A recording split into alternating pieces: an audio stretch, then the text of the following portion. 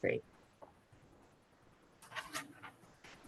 Okay, awesome. So today's workshop is going to be focused on LAP, which is the Lethality Assessment Program. I'll be introducing myself. My name is Ava. I am the LAP Program Manager here at Compass Center, and I have about 3 years experience in this. I'll also let Cameron go ahead and introduce herself as well. Hey, I'm Cameron. I'm a deputy sheriff with the Orange County Sheriff's Office. I've been here for 7 years now, and I've been in our domestic violence unit for about 2.5 now. Awesome. And so Cameron is one of our law enforcement partners with this program, which we'll dive a little bit more into later. So to start off, we'll review why are we implementing LAP? Why have we brought this to Orange County? I always like to start this off with some statistics. So looking at this, we have more than 44% of abusers were arrested and almost 30% of victims had contacted the police in the year prior to being killed by an intimate partner. However, we see only 4% of those abused victims had used a domestic violence hotline or shelter in that year prior. So we know people are contacting law enforcement, and this program helps to fill that gap between law enforcement and DV services providers for clients. To follow up with that, we have that 1 in 5 homicide victims are killed by an intimate partner. So looking at LAP from an overall perspective, the goal of this program is to identify those victims of intimate partner violence who are at the greatest risk of being seriously injured or killed. And this is an innovative strategy to prevent domestic violence homicides and serious injury. It does consist of evidence-based questions and protocols to provide first responders, like our law enforcement agencies, with an effective method to identify these high-risk victims. While this was initially designed for law enforcement specifically, in some states and counties, it is used across other agencies. For example, social workers, school social workers, nurses, hospital personnel. There's even a couple dentist office that will use it. So if you think of anybody that's going to have contact with a victim after a serious injury, that immediate type of contact, this program can come into play to make that connection to domestic violence service providers for those clients. Looking at a timeline of LAP in general, we have in 2000, Maryland began addressing the issue of intimate partner violence homicide. The Maryland Network Against Domestic Violence is who initially created this program and started implementing it there, and then it spread outwards. So in 2003, Maryland Network Against Domestic Violence established a statewide lethality assessment committee. And in 2005, they started introducing the LAP protocol and implemented it for the first time in Maryland. We see in 2012 that it starts being launched for the first time in North Carolina and Wake County.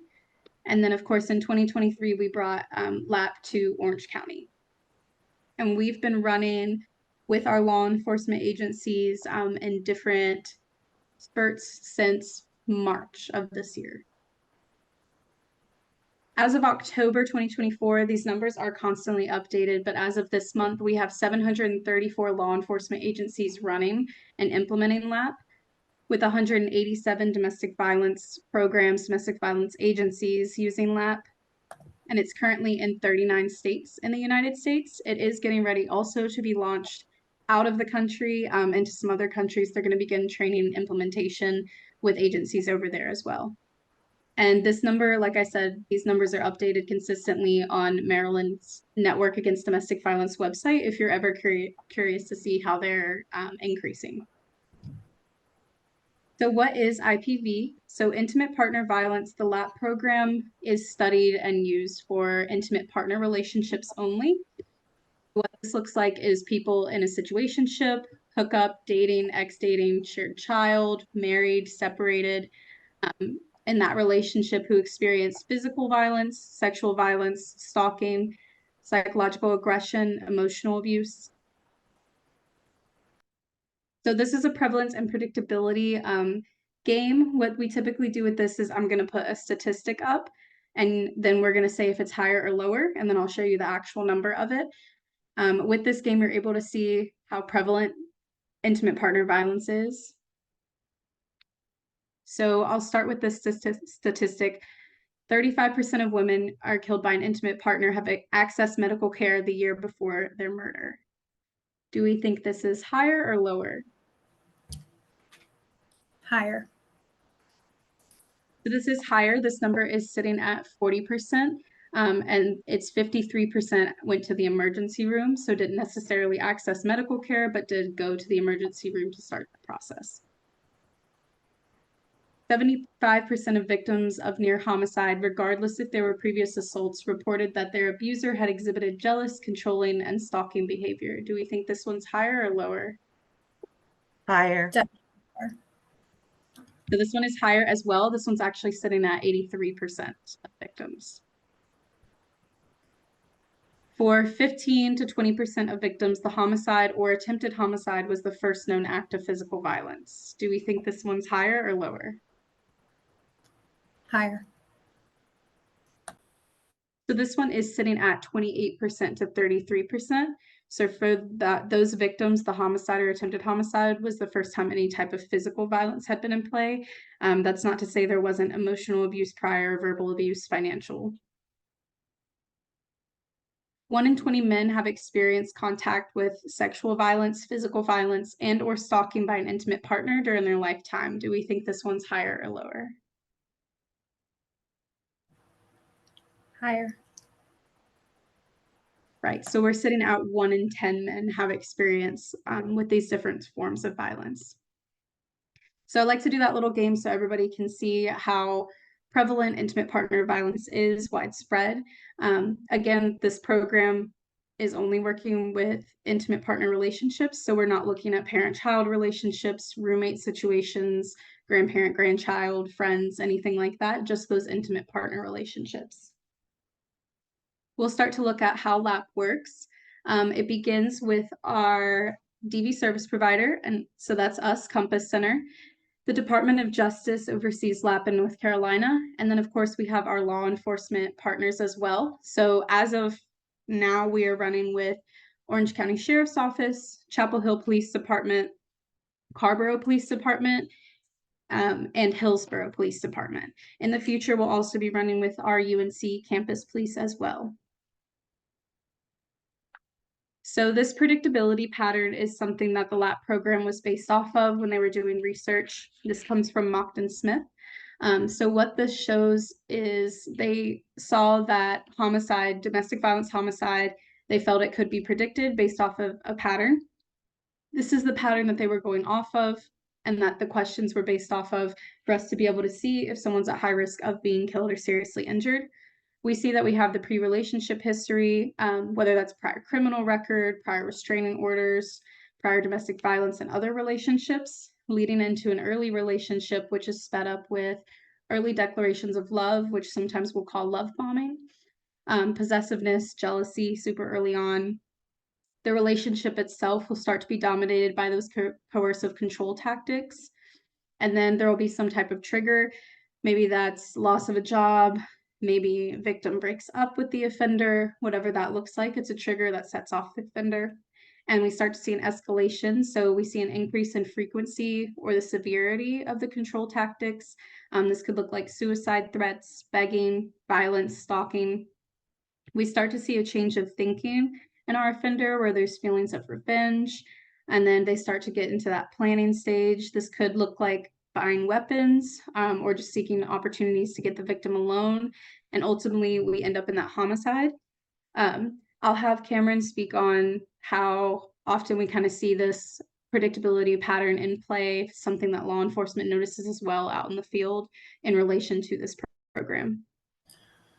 So today I know that we dealt with a domestic that one of the guys on the road called me about. And I mean, we hit every step of this chart. It started with, well, before we started dating, I knew that he had like 3 previous domestic violence protection orders against him and that he had been arrested for assaulting them before. But he told me that they were just crazy and they were jealous because he was breaking up with them. And then that led into, and we moved in together within like a month of dating.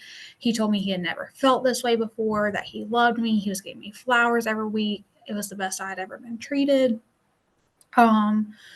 And then it moved into, well, then he started telling me what I could and couldn't wear to work. And then it came to I had to be home at a certain time every day. And if not, I had to be on the phone with him. So he knew I wasn't hanging out after work talking to somebody. And I'd have to, then that led into he wanted to be wanted me to be on the phone with him all day during work. And then that led to she was feeling very suffocated. So she was trying to create some distance and tried to break up with him, which led into suicide threats and I'll kill myself if you ever leave me. And she went back to him, then ended up breaking up with him again.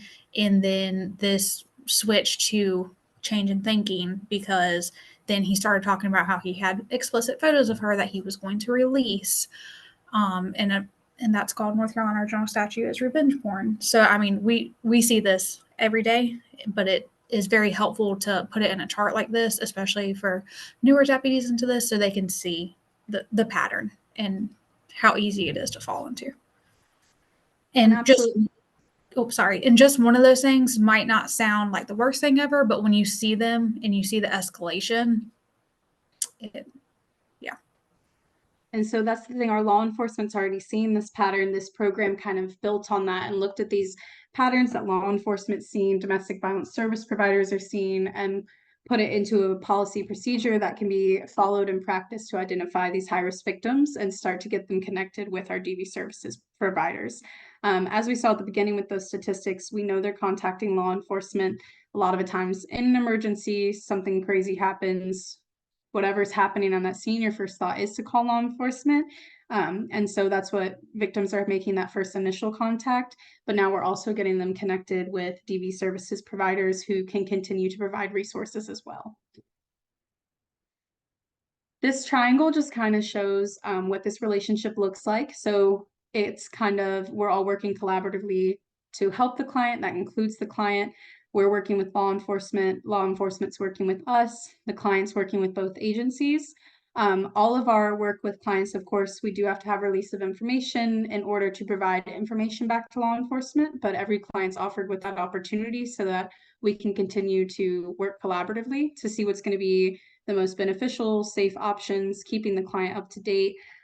This comes especially into play if there's charges taken out, things like that. We're able to keep client up to date on those types of things. The LAP process, just to go, yes, Gentry, we have a question. I'm sorry, this question is for Cameron. Mm-hmm. How often is law enforcement typically seeing these interactions in a given week? I would say almost every day. I think that it's showing up in a lot of, if not most of our domestic calls that we're responding to. And I think since LAP has started, and especially since the training with our deputies, our guys have been a lot quicker at identifying the pattern and saying, hey, I think this is going to go south really quick. Thank you so much. Mm-hmm. Looking at our process and just a quick overview, essentially what's happening with the LAP process as a whole is we have our law enforcement agencies, they're responding to that domestic call. This domestic call could just be verbal argument, neighbor called because they heard the argument. This could be a physical incident. Whatever the domestic call is that law enforcement's responding to, they'll do everything that they need to do, complete their investigation, secure a scene, any of those types of steps. And then they'll separate our victim from the offender and start to do a LAP assessment. And we'll look at what that looks like as well. But they'll start to run through the screen, which is a series of questions to go through with the victim. Then law enforcement's going to call our LAP hotline. We have a special line just for law enforcement so they can get connected immediately to one of our advocates. And they go ahead and share some information with us. This usually looks like names, dates of birth, some of those basic information that we're collecting. And then they offer right then while they're with the victim to pass the phone off so that the victim has a chance to speak with an advocate while law enforcement's on scene, the scene's safe, and start to get those resources. And then we go ahead and address the victim's immediate concerns. This could look like transportation, shelter, maybe just food for the evening, whatever that may look like.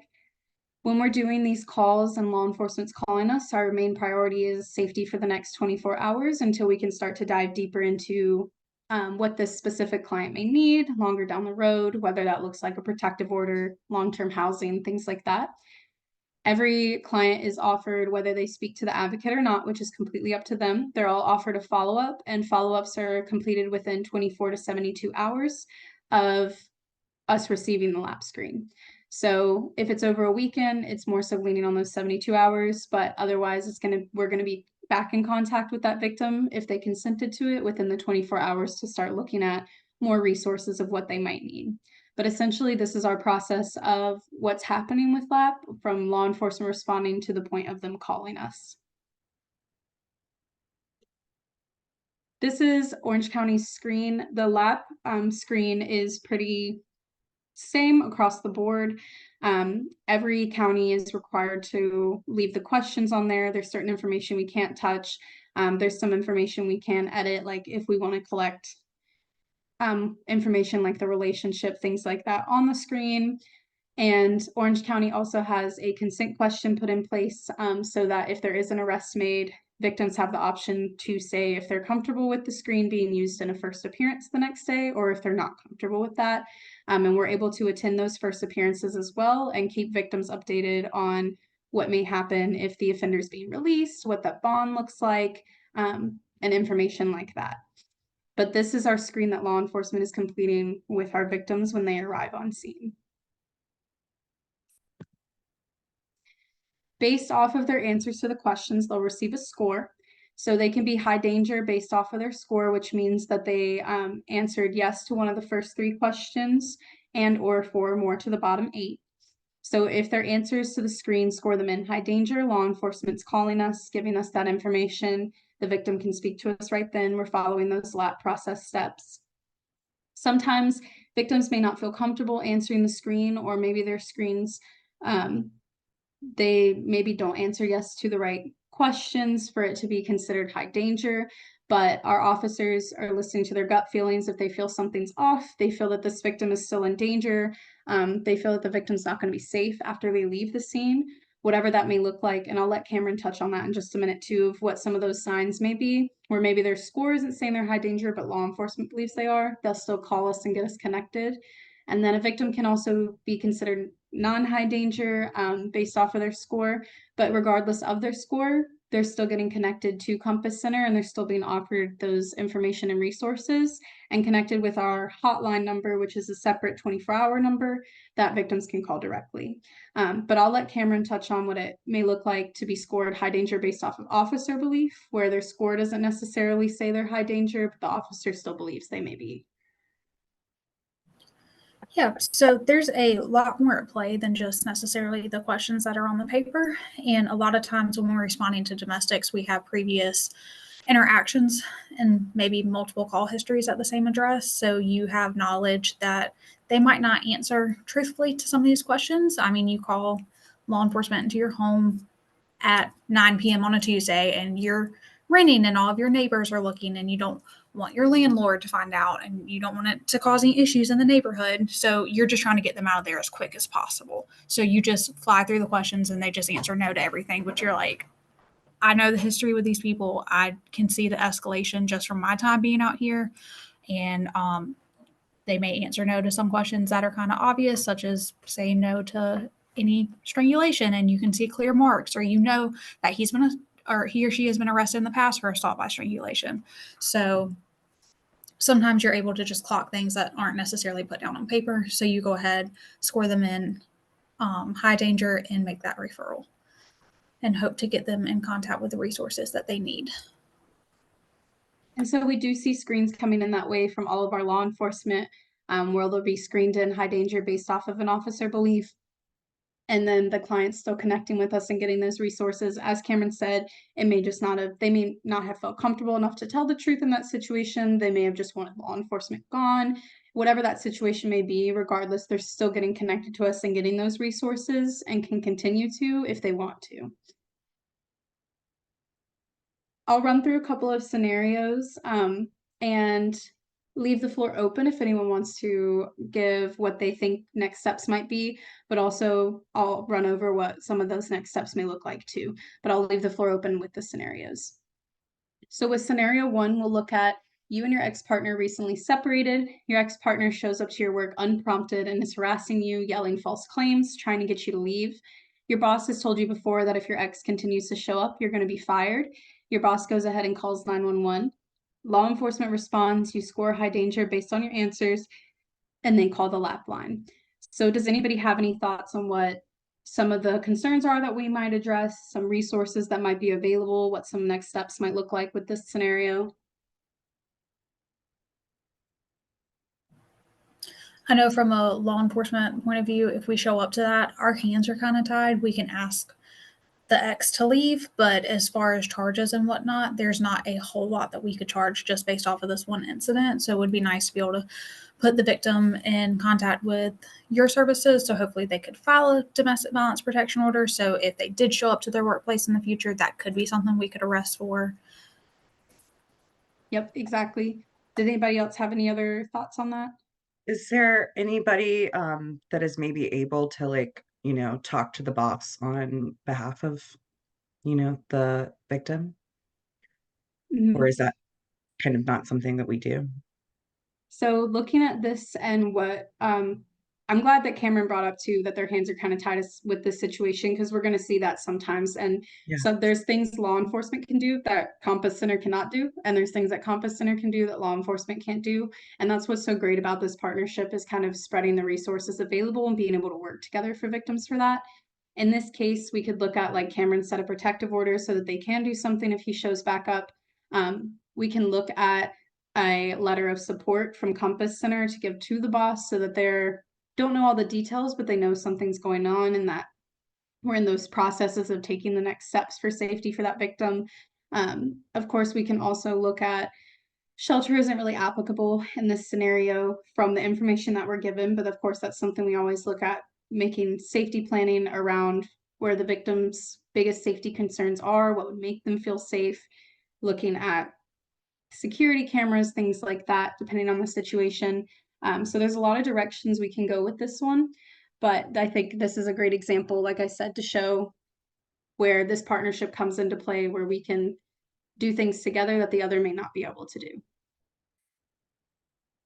For our second scenario, we're looking at you getting a verbal altercation with your spouse and they have been physical in the past. Your neighbors heard the verbal altercation and decided to call the police. Your landlord is threatening to evict you if there continues to be issues. Law enforcement responds. You choose to answer no to all questions, but the officer feels you may still be in danger. So law enforcement goes ahead and calls the lap line, connects you to Compass Center. Do we have any ideas on what next steps might look like for this? Resources we may be able to offer?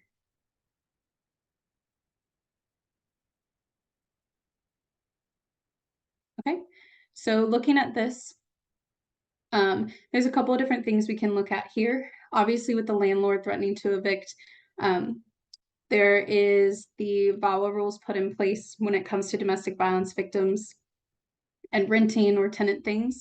So we would look at, walking the client through that, a letter of support there, the protective order if needed to get the offender out of the house, and also provide that to the landlords that they're aware that there's a protective order in place, they can't come back, and they're also receiving that to show that the offender is the one causing the problems in that scenario. They're not going to kick the client out in an ideal perfect world.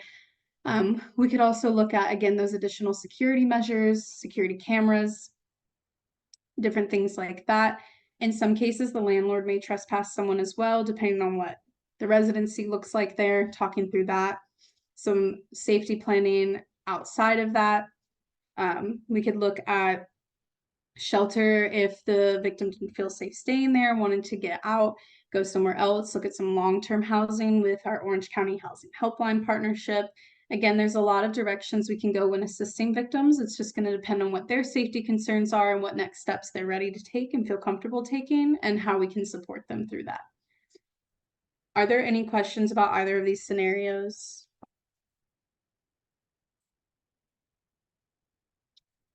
Okay, great. So looking at trauma-informed approaches, of course, this comes into play in many fields related to domestic violence, but we'll kind of look at that from our perspective, from law enforcement's perspective in relation to that. So of course, our 4 trauma responses are fight, fawn, flight, and freeze. Does anybody have any questions about what these trauma responses look like or what they mean? Can you tell me a little bit more about fawn? Yeah, absolutely. So in fawn, I think that the name, they were just trying to come up with something else that started with an F. But essentially, the way that we usually describe this one is thinking of a baby deer, hence the fawn name. So someone who's very agreeable. You walk out and your partner's like, I don't like that dress on you. You don't need to wear that dress. And you're like, yeah, no, absolutely. I will go and change whatever will make you happy. Do you want me to make you a sandwich? Do you want me to go ahead and do this? Is that what will make you happy? Doing anything that's going to keep the offender from starting to get violent verbally, physically, um, kind of playing that fawn mode where you're just playing along with everything, doing anything that's agreeable. Does that make sense? Yes, thank you. Any other questions about what any of these mean? And so sometimes we'll see this, I'm sure law enforcement sees this responding to scenes from our perspective of this when people are coming in. They've just been through a traumatic experience. There's a lot of things going on. There's a lot of things in their head. There's a lot of things they feel like they need to get done. And they're also feeling all those barriers. You may have someone come in, they're super argumentative. They're not responsive to what you're offering. They are saying that they're just upset at this. They're arguing with everything you say. That's going to be kind of that fight response where they're having that trauma response there. Flight, just running away from the situation. Freeze, going into play with that where they come in, they're not speaking at all. Everything's kind of going in one ear and out the other, which is okay. It's just been a traumatic experience, but they're kind of freezing up, not thinking of next steps, not wanting to go to next steps. They're just kind of stuck in that mode. We don't see fawn as often in the office, but I mean, you may have a client who's come in, they've been in a very controlling relationship and they just want to agree with everything you're saying. They want you to tell them what to do.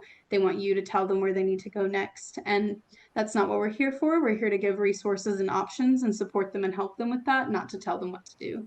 And Cameron, I'll let you share if you have any examples of these from law enforcement side of things too. Yeah, for sure. So these show up similar when we respond on scene to a domestic. You have fight where it might make it a little bit your job a little bit more difficult to tell the difference between who started it and whatnot because both parties have marks because you have the victim who's protecting themselves or is protecting themselves. So now you have a defendant who's saying, "Oh no, she hit me first. My marks are defensive," when it's her marks that are from him, and then he has her offensive marks. Flight looks just like if you get there, they've already left the scene, or they're like, "No, I'm fine. I just need to leave. I've got to get to my sister's house to stay the night." You have freeze, and that's just when you're not really getting a whole lot of response from the victim when you're on scene, and you're like, "I see you have these marks on you. Could you tell me where you got those from?" And you're just in one ear and out the other, and you're not getting a whole lot to work with. Or fawn, and fawn often presents as, "He didn't hurt me. I fell down the stairs. Like this didn't happen. They have never done anything bad to me." That it's very similar in the way it shows up for us. Does fawn And show up when people are concerned about, getting their spouse in trouble or their partner in trouble, perhaps? absolutely. And I Absolutely. mean, we'll have clients come in as far as like looking at a protective order too. They'll be like, I don't want law enforcement involved. I don't want the court involved. I don't want them to get in trouble. Maybe they're on probation. They're like, they're on their last strike. If I do this, this is going to put them in jail for a long time. There's a lot of clients that may be concerned because I mean, that's someone that you love and you've cared about. And while they weren't treating you the greatest, that doesn't make that love and care you have for that person go away. So it can be hard to be doing anything that's going to hurt them in any way. Thank you. Cameron, did you have something you wanted to add to that too? Yeah, I mean, it shows up very similar for us of like, well, if I tell you this, what's going to happen to this person? I really don't want this person to get in. They see it a lot, or you'll hear it phrased a lot as them doing something to this person instead of this being a reaction to the other person's actions. So they'll shoulder the responsibility of the outcome's gonna be that night. And in a lot of those cases too, one big thing that we do is emotional support, just reminding victims that what's happened to them is not their fault and that the consequences the offender is going to face is also not their fault. the offender chose to make those choices, and now they're facing those consequences, and that doesn't fall back on the victim. It's not like they made that person do that to them. So it can be super important to remind victims of that, especially if they are in that freeze or fawn mode, so that it can help them feel more comfortable, more empowered to take those next steps too. Going back into our trauma responses and looking at some barriers that people may face leaving. We have our community bias towards shelters. A lot of the times we'll have victims come in, they're like, I don't want to be in one big room with 30 other people sharing everything. A lot of the times the way we see shelters portrayed in social media, on TVs and movies steers a lot of people away from that, or maybe their only experience that they have with a shelter is a homeless shelter, which looks very different than a domestic violence shelter. And every domestic violence shelter in every county is different. So sometimes we'll have that community bias towards shelters where they have one expectation of what a shelter is. And then you also have feeling that others are looking at down on you if you're in a shelter, that you going to a shelter means that you can't take care of yourself, or that you're poor, or whatever they feel that society is viewing them as in that shelter. If they've had a past negative experience, whether that be with law enforcement, whether that be with a DV service provider or another agency housing that was supposed to be providing them some type of assistance, and they had some sort of negative experience, that can really gear people away from wanting to ask for help again. Fear of losing children is a huge thing. A lot of people don't want CPS involved. They don't want anything turned against them. They're afraid that they're going to lose their kids. For most people who have children, kids are the first thing on their mind. That's their first priority, is their safety, and they don't want that taken away from them. Fear of losing benefits. Sometimes if our shelter is full, we are having to look out of county. There can be a lot of things that are limited to in-county residents. You could look at losing things. Some people are afraid they're going to lose, their food stamps if they go somewhere else, or they can be afraid of losing benefits too that they get from their spouse if they're married, and there's certain benefits that they get from being married. They could look at losing those benefits and be afraid of that. There's things that they don't want to leave behind, whether that be just thinking about the relationship as a whole, or actual objects of things that they don't want to leave behind. They worry about leaving other family members or pets behind, and fear that they're putting those people or animals at risk with the offender now if they're gone. Again, previous experience with DV services. If they haven't had a great experience in the past with those DV services or with the court system or anything like that, they may be afraid to enter into that again. An overall hesitation of the unknown. It can be really scary if law enforcement came to your house tonight, the offender was arrested or not arrested, you're in a bad situation, you're thinking about these things and the next steps, you have a bazillion things running through your mind: kids, school, housing, food, money, transportation, your job. There's a bazillion things going through your safety. So it can be really scary to not know what's coming next or where you're going to be at next. We can look at a fear of deportation or being reported to the authorities. That can be a big hesitation, especially with protective orders or getting involved with the legal system at all. It can also just put a fear on them wanting to call law enforcement at all in the first place to come out for assistance. So that fear of deportation can be a big barrier for a lot of people. And also just thinking about culture, there are some communities that feel more comfortable seeking help than others. For some cultures, marriage is a very important thing. Your husband's supposed to provide for you. Your husband's supposed to do this and this and this. The wife is supposed to do this and this and this. And if it gears outside of that, then it's almost, again, that fear of the unknown. It's not something, for some people, like the divorce, separation, things like that, is frowned upon in their culture, maybe based off of their religious beliefs, whatever that looks like, that can have a big impact. Are there any questions about any of these, or any other thoughts on why victims may feel hesitant leaving a situation? I've heard that one of a huge reason why people can't leave is because of financial abuse, and having access to to be able to leave it all, and kind of not having money stowed away because of their partner. Can you maybe speak to that a little bit? Yeah, absolutely. We see financial abuse come up a lot in a lot of different ways. So not only just not having the access to money, maybe your abuser controls all your funds, but also looking at if you have a joint account and you try to take any funds out of that, you both have access to that. He or she will be able to see that. looking at if they've intentionally ruined your credit. I've seen that quite often where you are married to someone and they've intentionally screwed up your credit as much as they possibly can. So even if you do have the money to be able to leave, you don't have the credit to be able to get your own apartment, get a car in your name, anything like that. And then, of course, just some people, they're setting allowances, they don't have any way to save that money, or they're not allowed to have jobs. Financial abuse can present in a lot of different ways and can be a really hard barrier to face moving forward, especially if you're looking at trying to get housing or things. You can also see it come in the form where maybe you're not allowed to have a job. So you haven't worked since you were 16. You've been married this whole time. They've provided everything. You haven't had anything to build up a resume. You haven't had to apply for jobs or do interviews in forever. You haven't had to do any of that. That could be another way that it presents too. And that's where financial counseling and resources like that can be a big help, looking at budgeting, looking at getting a job with the career counseling and what it's going to look like taking those next steps. There's some banks too that'll provide resources with like how to rebuild your credit more in depth too, and can look more into things than some of our services may be able to, and look at how to build that back up. But financial abuse can be a very big, hard stop to being able to leave and can be kind of tricky to tackle as far as next steps or how to work around it. Doesn't mean it's impossible, but it can be trickier. But it's, I feel, present in a lot of cases, like 99% in some form or capacity. Any other questions about any of these? Thank you so much. Okay.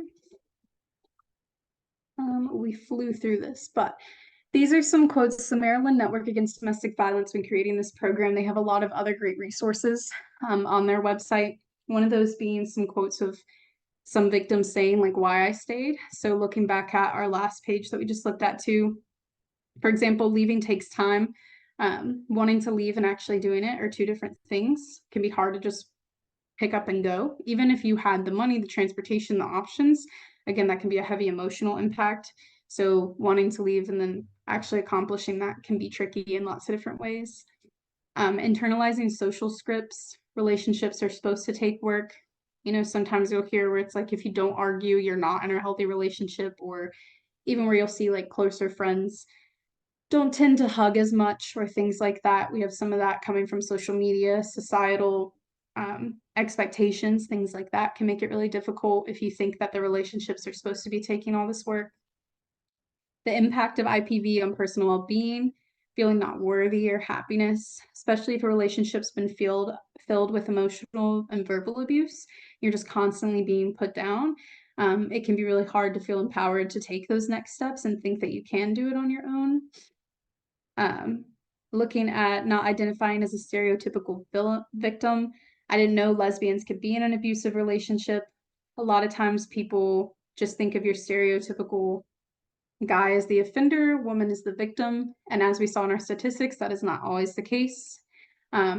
Victims can come in all shapes, sizes, forms. Domestic violence does not have a type. It can hit anybody and everybody anywhere.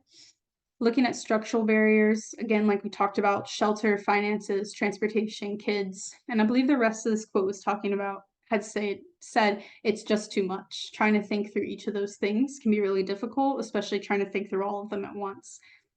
Fear of reinforcing stereotypes, saying I didn't want to be a statistic, trying to avoid putting that in place. I gotta move this, I can't see. And then our last one, lack of awareness regarding the dynamics of an abusive relationship. It's not real abuse, not seeing it as abuse. That can be where our power and dynamic wheel, which is used in a lot of domestic violence agencies, can come in handy.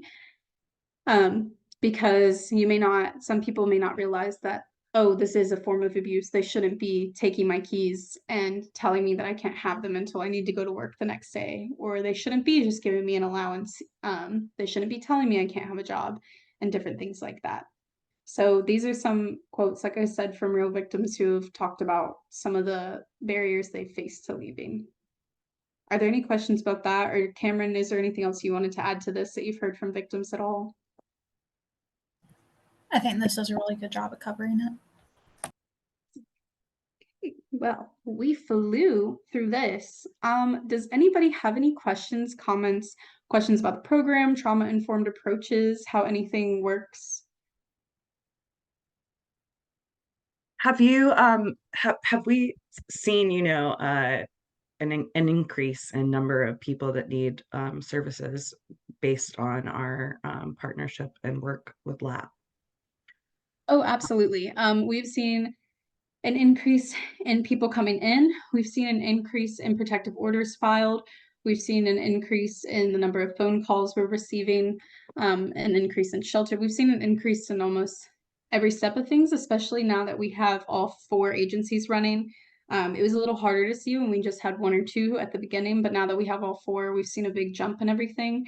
I think last time Bridget did the numbers, it was over 50% were new clients. Like we had never had any sort of contact with them in any way. And they got connected to us. And even if they didn't necessarily take the resources, they got the information on the resources. So we've seen an increase across the board with everything, transportation, all the things. That's huge. Cameron, on your side of things, do you think that it has helped law enforcement feel like they are able to make more of a difference?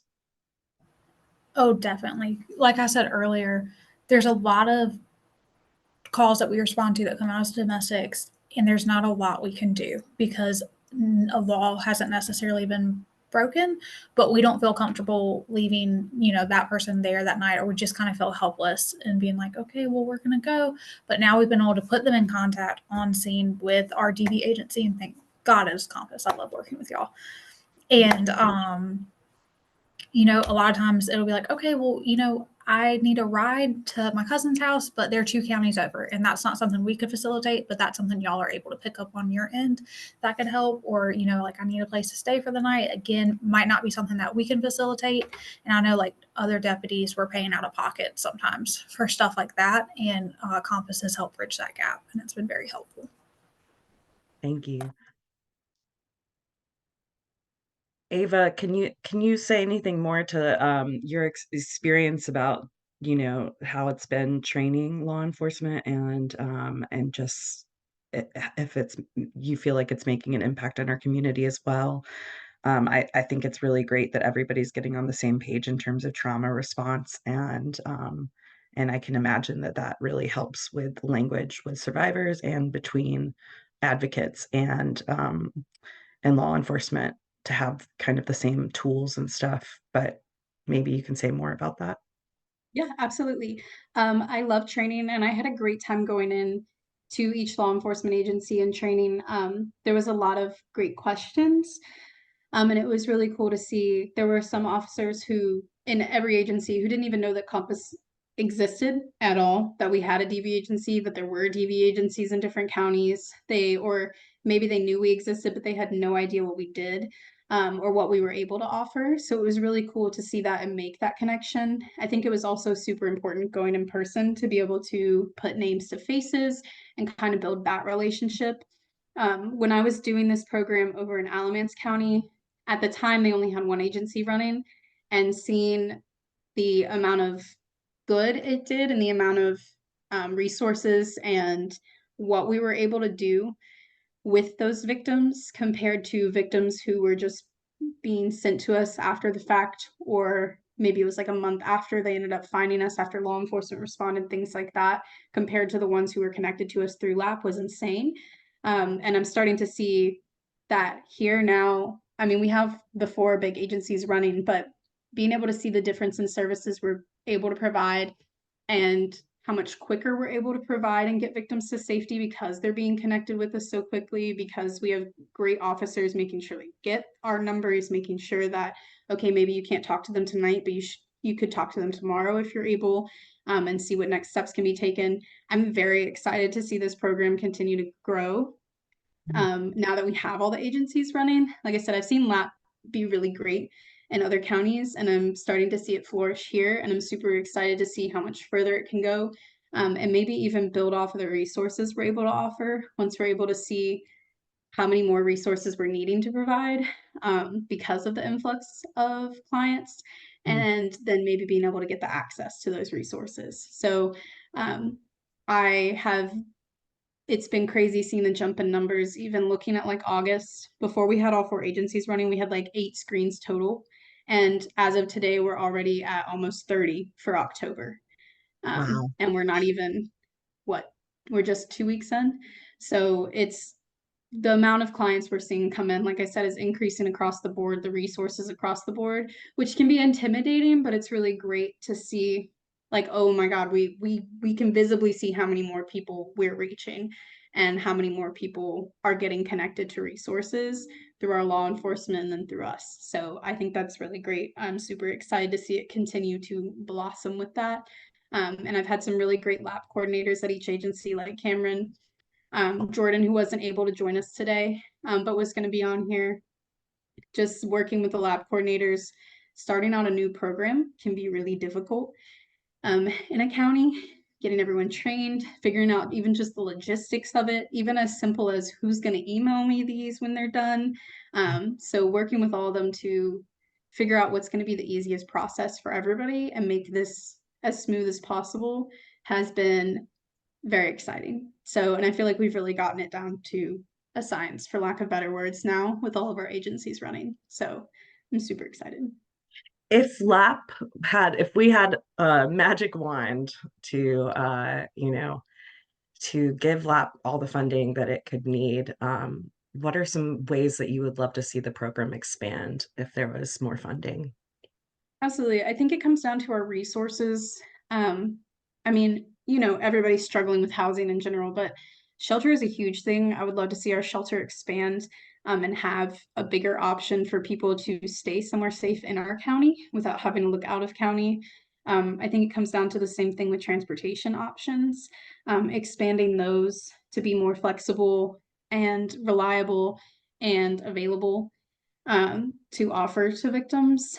I would love to see this program expand into, will continue to expand through law enforcement. Like I said, we are going to be working with UNC campus police in the future. Mebane PD is mostly working with Alamance just because it made more sense for right now. But like we communicate with them too in regards to the program, but I would love to see it spread into like the hospitals, especially with UNC being such a big hospital. I think one, it would get a lot more clients connected, but also expand our resources. The hospital has other resources that we don't have, and we have resources they don't have. Same as that thing with law enforcement. And I think that would just kind of shoot us across the board of having an expansion of resources. I don't see that happening for a couple of years just because of looking at how other counties have started out with law enforcement and then moving into hospitals. It seems to take a little bit longer, understandably, but I would love to see it spread through there. Maybe build, once we get UNC campus, build more connections there with their gender violence program. I think there's a lot of touch points that we can start to build like a little spider web with that'll really get victims connected and also Compass Center connected to more resources, law enforcement have information on more resources. So I'd love to see it start to spread that way when we have that capacity to do so. Great. Are there other professions that may benefit from this training? I mean, yeah, so like I said, they also use this program even in dentist office, school social workers, the hospitals, anybody that's going to have some therapists will use them, counselors, different things like that. I think that this training for anybody that's coming into contact with LAP in any capacity is super important because a lot of people may have heard the name but don't know what it does and don't know what its purpose is or what the process looks like or how much LAP encompasses. So I think that anybody who comes in contact with LAP would really benefit from the training and probably really come to love LAP. And I think anybody who's going to have contact with victims in any capacity, knowing about the program, even if you can't do LAP per se, like maybe your county isn't running yet, or maybe we're not connected to that capacity, this can kind of turn into a educational tool because now you know what high risk factors to look for when you come across a victim. So I think agencies not participating in LAP yet would still benefit knowing those high risk factors and it would kind of flag it in their mind of if someone's going to be high risk or not. That's such a good point. Any other questions or anything? Great questions, Gentry. Great questions. Thank you, Cameron and Ava, for leading this really informative discussion and program. And big shout out to Cameron. Thank you so much for jumping on to help with this. I think having law enforcement's perspective on this is super important, not only for people to see the partnership with it, but to understand, like, again, how far widespread this program is going. So I appreciate your help jumping on too, and all of your commentary with everything, I think was super beneficial. Thank you for the opportunity. It's been nice.